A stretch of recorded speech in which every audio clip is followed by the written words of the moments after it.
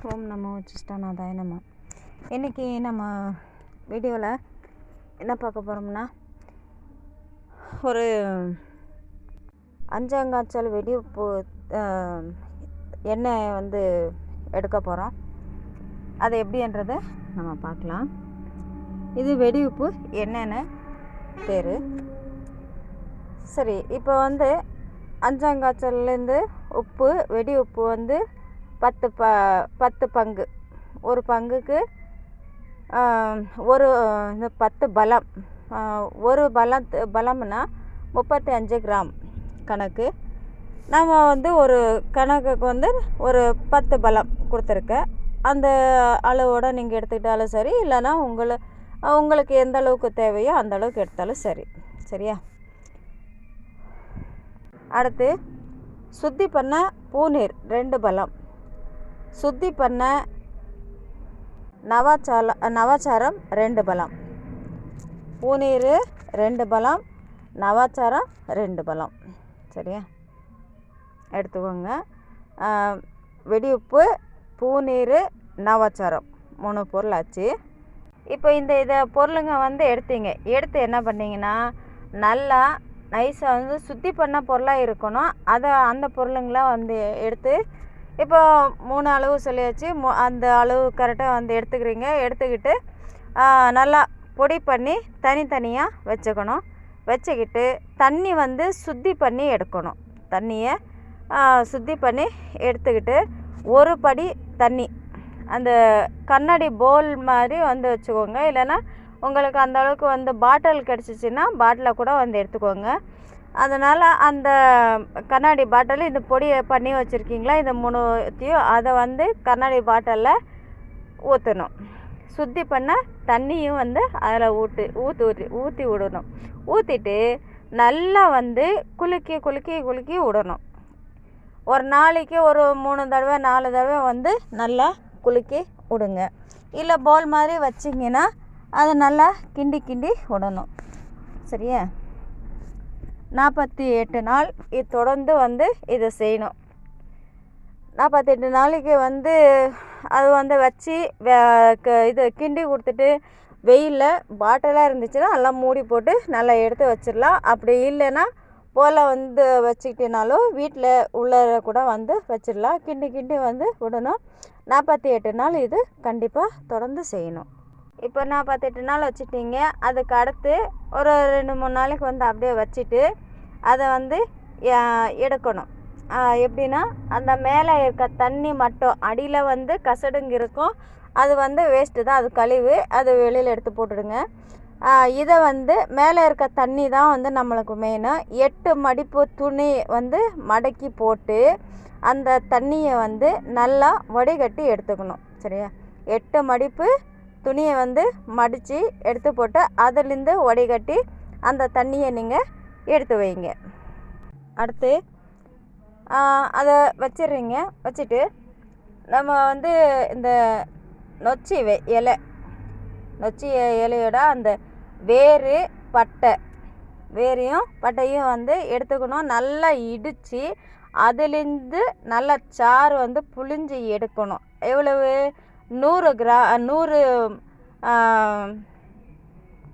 100 ml அளவுக்கு நீங்கள் எடுக்கணும். அளவுக்கு இல்லை, அந்த 100 ml கரெக்டாக எடுத்துக்கோங்க. இந்த அளவில் பண்ணால், ஒருவேளை நீங்கள் அதிகமாக பண்ணிங்கன்னா கூட எடுத்துக்கோங்க கணக்குப்படி. இந்த வேலைகள் செஞ்சுட்டு இருக்கவங்களுக்கு அளவு தெரிஞ்சிருக்கணும், பார்த்து செய்யுங்க. சரியா? அடுத்து இந்த சாறு இடித்து எடுக்கிறீங்க. அடுத்து லவங்கப்பட்டையோட எண்ணெய், லவங்க எண்ணெய்னு கடையிலே நிறைய விற்கிறாங்க. மெடிக்கல் ஸ்டோர்லலாம் உங்களுக்கு கிடைக்கும். லவங்க எண்ணெயை அது ஒரு 100 ml. சரியா? இவ்வளோ தான் பொருளுங்கள் நம்மளுக்கு தேவையானது. இப்போது சாறு ரெடி ஆகிடுச்சு, எண்ணெயும் நம்மளுக்கு ரெடி ஆகிடுச்சு. சரியா? இப்போது நீங்கள் இது ரெடி ஆகிடுச்சு. இப்போ என்ன பண்ணுறீங்க, அந்த வடிகட்டின தண்ணி இருக்குது பார்த்தீங்களா, அந்த தண்ணியும் எடுத்துக்கிட்டு இந்த சாறு அதுலேயே ஊற்றி கலந்து அடுப்பில் வச்சு நல்லா எரிக்கணும். எரித்து அதில் உப்பு எடுக்கணும். உப்பு சுத்தி பண்ணி அந்த உப்பு காய்ச்சி எடுக்கிற முறை தெரியும்ல. இப்போ வந்து அஞ்சங்காய்ச்சல்னா அதை உப்பு சுத்தி பண்ணி அதுலேருந்து உப்பு திரும்பி அந்த உப்பாக்கி இது பண்ணுறது அதெல்லாம் வந்து உங்களுக்கு தெரியும்னு நினைக்கிறேன். அதே மாதிரியே இதையும் வந்து செய்யணும். உப்பு காய்ச்சி எடுக்கிற முறை தான் சரியா. அதே மாதிரி வந்து காய்ச்சி எடுக்கணும். எடுத்துட்டிங்கன்னா அடுத்து வந்து அந்த உப்பு வந்து கடைசியில் வந்து அது உப்பாக வந்து படியும் இல்லையா. லாஸ்ட்டில் குழம்பு பதத்துக்கு வரும்போது இந்த எண்ணெயை வந்து அதிலையே சேர்க்கணும். அது உப்பு வந்து வரணும். அதில் வந்து படைஞ்சி அடியில் நிற்கும் இல்லையா. அந்த அளவுக்கு வந்து அப்படியே கிண்டி கொடுத்துட்டே இருந்தீங்கன்னா என்ன ஆகும்னா நல்லா வந்து உப்பாக மாறும். உப்பாக மாறும்போது ஏன்னா அந்த லாஸ்ட்டில் இந்த எண்ணெயை வந்து இறக்கும் போகிறோம் அப்படின்றது வந்து உங்களுக்கு காய்ச்சும் போதே வந்து தெரியும் சரியா. அப்படி இருக்கும்போது என்ன பண்ணிங்கன்னா அந்த தண்ணியெல்லாம் சுண்டிடும், உப்பாக மாறிடும். அந்த டைமில் வந்து ஸ்லோ பண்ணிவிட்டு இந்த எண்ணெயை வந்து ஊற்றிடணும். 100 ml எண்ணெய் வச்சுருக்கீங்க இல்லையா. இந்த எண்ணெயை கிராம்பு எண்ணெயை அது வந்து அதில் ஊற்றி விட்டு தட்டை மூடி அடுப்பு நல்லா கிண்டி விட்டுட்டு திரும்பி அதை வந்து எடுத்து வச்சிடணும். கீழே வந்து எடுத்து வச்சிட்டிங்கன்னா அடுத்து மறாவது நாள் தான் அதை திறக்கணும். திறந்து பார்க்கும்போது என்ன ஆகும்னா நல்ல எண்ணெய் அது ஃபுல்லாகவே வந்து எண்ணெயாக இருக்கும். உப்பெல்லாம் வந்து கரைஞ்சி ஃபுல்லாகவே வந்து உங்களுக்கு எண்ணெயாக கிடைக்கும்.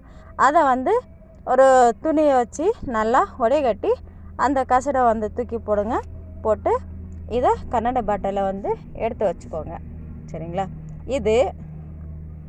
இந்த எண்ணெயை வந்து எப்படியெல்லாம் பயன்படுத்தலாம்னு சொல்கிறேன்.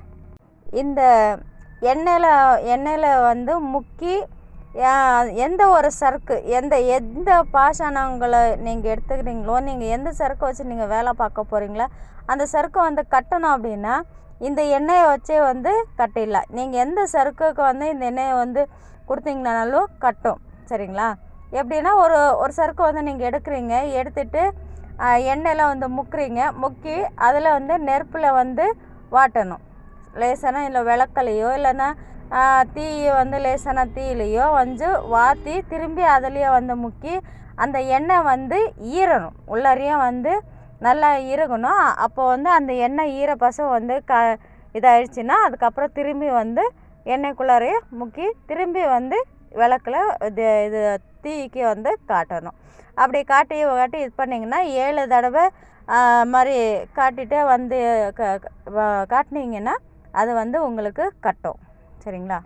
அடுத்து ஒரு சறுக்கு வந்து நீங்கள் எடுத்தீங்கன்னா அது எந்த ஒரு தட்டில் வந்து வச்சுட்டு இந்த எண்ணெயை வந்து அதில் மேலேயே வந்து ஊற்றி வச்சு லேசாக வந்து தீ காட்டிட்டு வந்தீங்கன்னா என்ன ஆகும்னா மிளகு வந்து உங்களுக்கு கிடைக்கும். இதில் வந்து சறுக்கு வந்து கட்டும், சறுக்கு மிளகும் ஆக்கும் சரியா. இப்போ வந்து நீங்கள் ரசம் வந்து எடுத்திருக்கீங்க. ஆனால் அந்த ரசமும் வந்து சுத்தி பண்ண ரசத்தை வந்து எடுத்துட்டு ஒரு கிண்ணத்தில் போட்டு அதை வந்து நீங்கள் இந்த எண்ணெயை வந்து கொஞ்சம் கொஞ்சமாக சுளுக்கு கொடுத்துட்டு வந்தீங்கன்னா அந்த ரசம் வந்து தண்ணி மாதிரி ஆடும் இல்லையா. அது ஆடாமல் கட்டும் சரியா. அந்த ரசம் வந்து கட்டும். அது இதுன்னு தேட வேண்டிய அவசியம் இல்லை. இந்த எண்ணெயே போதுமானது. இது வந்து லேசாக கொஞ்சம் கொஞ்சமாக வந்து சுளுக்கு கொடுத்துட்டு வந்தீங்கன்னா தீ வந்து அதிகமாக வைக்காமல் நார்மலாக வச்சுக்கிட்டு சுளுக்கு கொடுத்துட்டு வந்தீங்கன்னா ரசம் வந்து கட்டும். தீ வந்து பார்த்து பத்திரமா சுதானமாக இது பண்ணணும், இல்லைன்னா புகஞ்சு போயிடும். அதிகமாக வைக்கக்கூடாது. நார்மலாக வச்சுட்டு சிம்பிளாக ஒரு விளக்கு எரியிற அளவுக்கு வந்து நீங்கள் வச்சுக்கிட்டு இது பண்ணணும் ரசத்தில் கை வைக்கும்போது சரிங்களா. இல்லைன்னா புகஞ்சு போயிடும். இந்த கட்டின ரசத்தை இது வந்து வெள்ளையாக மாறணும் சரியா. வெள்ளையாக மாறும். இதை வந்து நீங்கள் கட்டினால வந்து அதை டெஸ்ட் பண்ணிங்கனால வெள்ளையாக மாறி இருக்கும். இந்த கட்டின ரசத்தை வந்து நாகத்தோடு சேர்க்கணும்.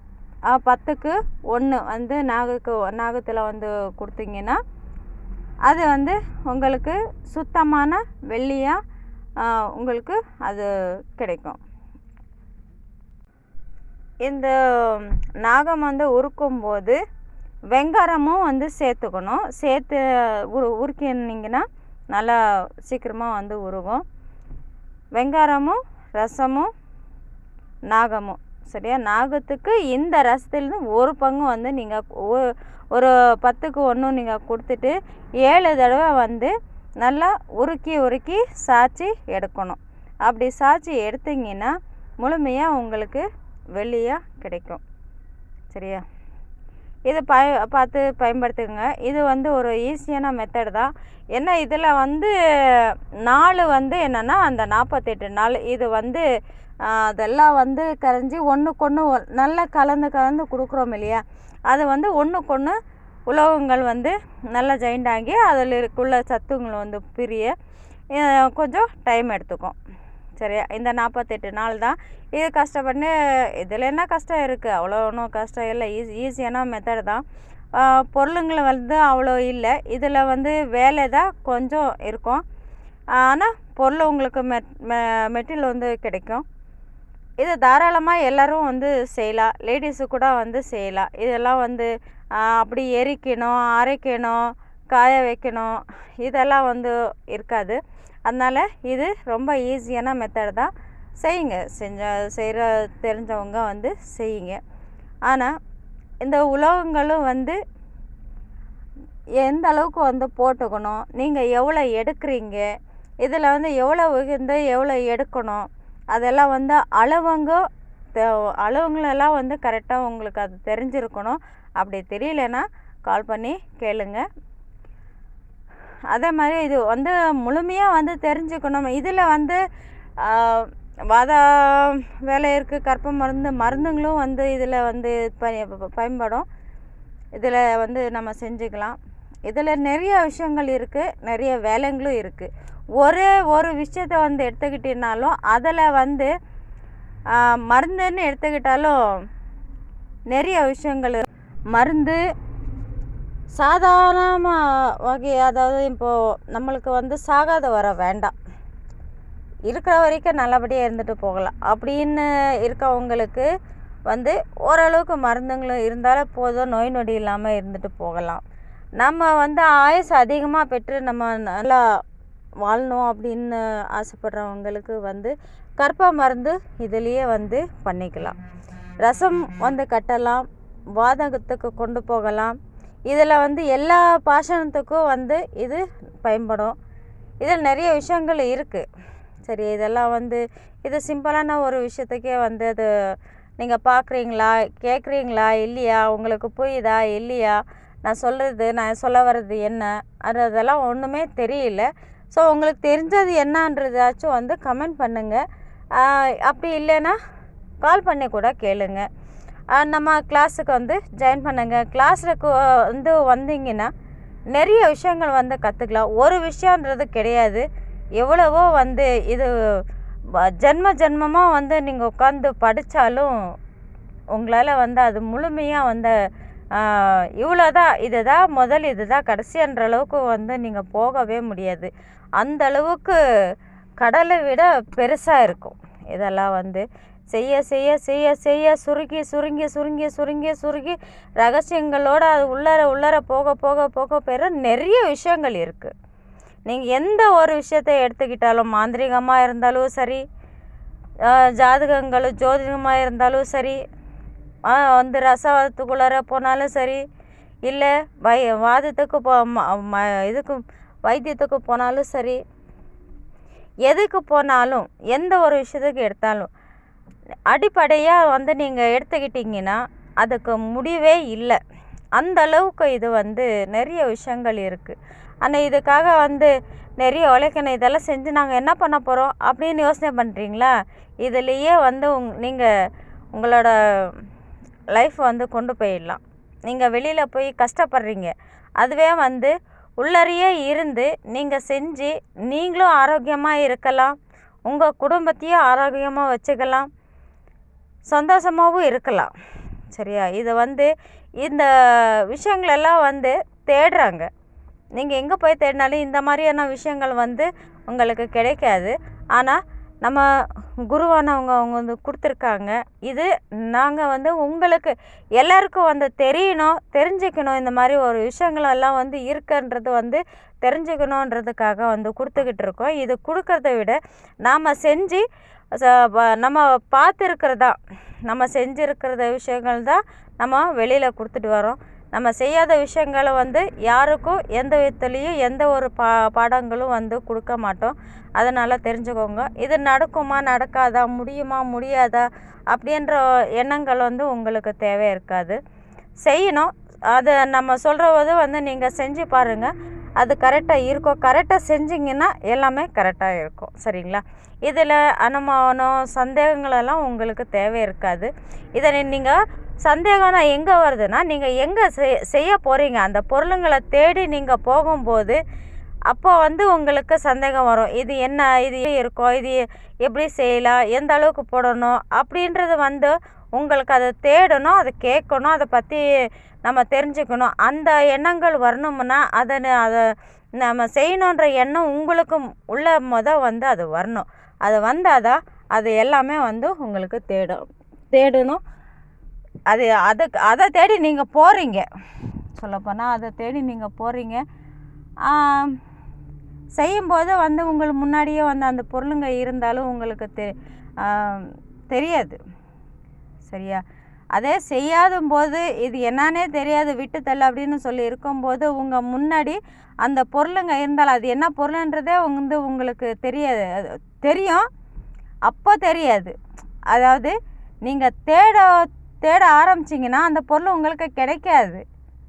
ஆனால் இதே பொருளை தான் நான் எங்கேயோ பார்த்தேனே அப்படின்னு நீங்கள் நினைப்பீங்க.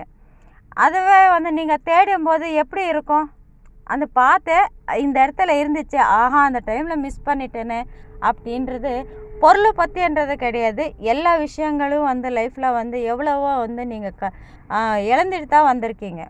சரியா? அந்த விஷயங்களெல்லாம் வந்து நீங்கள் தேடிட்டு போக வேண்டாம் மறுபடி. இப்போதைக்கு இது உங்களுக்கு வந்து புரிஞ்சால் எப்படின்றது பார்த்துக்கோங்க, செய்யுங்க. எல்லோரும் நல்லா இருக்கணும், இதை செஞ்சு வந்து நல்லா இருக்கணுன்றதுக்காக சொல்கிறோம், கொடுக்குறோம். இருக்க விஷயத்த வந்து மறைவில்லாமல் உங்களுக்கு கொடுக்குறோம். இது நீங்கள் தாராளமாக செஞ்சுக்கலாம். உங்களோட விருப்பம்தான். விருப்பம் இருந்தால் நம்மளை தேடி வரலாம். இங்கேன்றதில்லை, நல்ல குருக்கிட்ட கூட நீங்கள் போய் கற்றுக்குங்க. நல்லபடியாக கரெக்டாக செய்யுங்க. எதுவுமே எந்த பொருளுங்களும் வந்து வீணாக்கக்கூடாது. சொத்து இது வந்து இந்த சொத்தை வந்து சிவனுக்குள்ளது. சிவனு சொத்து குலநாசம். தெய்வங்கள் பெரியவங்க சித்தர்கள் எல்லாம் வந்து சொல்லியிருக்காங்க இல்லையா? இதுலேருந்து ஒரு பொருளுங்களும் வந்து வீணா ஆச்சுன்னா அது சாபத்தில் போய் முடியும். அதனால் பார்த்து பொறுமையாக லேட்டானாலும் நிதானமாக அதை பார்த்து கவனமாக வந்து கையாளணும். சரியா? பக்தியோட மனசில் படபடப்பு இல்லாமல், பேராசை இல்லாமல், தெய்வத்தோட அனுமதியோட, ஆசையோட அவங்கள பார்க்கணும், இந்த உருவத்திலையாச்சும் அவங்கள பார்க்கணுன்ற எண்ணங்களோட, பக்தியோட அதை நீங்கள் செய்யுங்கன்னா உங்களை தேடி அது வரும். சரிங்களா? அது இப்போ ஒரு பொருளை நீங்கள் தேடுறீங்கன்னா உங்களுக்கு தெரிஞ்சவங்களோ அவங்க மூலியமாக இந்த பொருள் இந்த இடத்துல இருக்குன்றது வந்து தெரிய வரும். அப்போது தெய்வத்தோட அருள் உங்களுக்கு கிடைச்சிருக்குன்னு அர்த்தம். இதை கேட்டிங்கனாலும் இதை பொருளுங்கள் வந்து இந்த மாதிரி விஷயங்களை நான் சொல்கிறேன் இல்லையா, அந்த விஷயத்த வந்து முழுமையாக நீங்கள் கேட்டு அதை செய்யணுன்னு எண்ணம் வரணும் அப்படின்னாலும் தெய்வத்தோட அருள்ன்றது கண்டிப்பாக உங்களுக்கு இருந்தால் மட்டுமே இதெல்லாம் வந்து சாத்தியம். சரியா? எல்லாரும் எல்லா விஷயங்களும் வந்து செஞ்சிட முடியாது. எல்லாரும் எல்லா விதத்துலேயும் பெரியவங்களாகவும் முடியாது. முயற்சி பண்ணுங்க. அடிமை தெய்வத்துக்கு. சரியா? பார்த்ததுக்கு நன்றி, மகிழ்ச்சி. எல்லாம் அடுத்த வீடியோவில் வந்து நம்ம பார்க்கலாம், நாளைக்கு பார்க்கலாம். நன்றி, வணக்கம். அடுத்த பயிற்சி வந்து எப்போன்றது சொல்கிறேன். முடிஞ்சவங்க வந்து கலந்துக்கோங்க. வாரம் நடக்கும்.